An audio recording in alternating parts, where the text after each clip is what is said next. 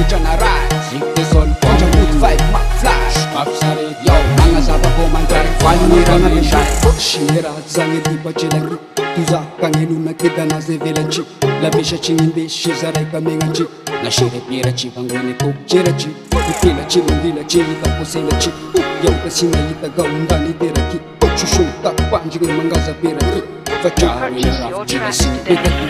Namuta sinahai Kera fuza nyenlai Namuta fatingai Shes feza mbutshai Iti mena fuza nola Tuesday Tseng'Art Tujane ranu mai Amsena wafakai Pananga karakai Damanin lakuzai Pamishu dugyash Uluvai la umarai Marmim zala faramulu wanjanjai Tseng'Art tabanjai Chivskara chivangai Sinile bagit famia chkilila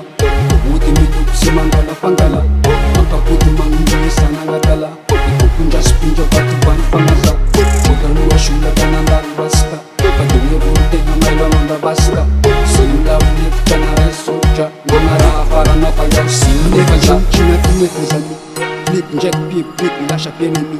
Dominate Babylon ni society Peace and love si shambun taneti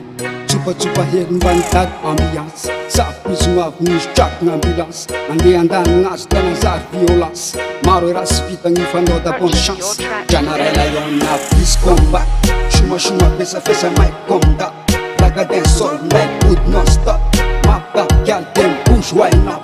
Udala kavara janang yanjila Ila tantiav no job ganba Stam no mendangan is rit member Yes ke mana fit penga ifala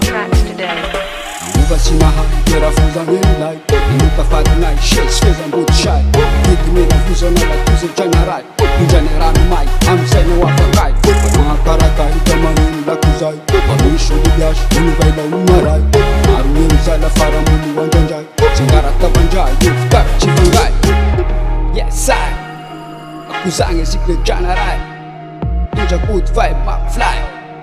Layom shom light a break name Talara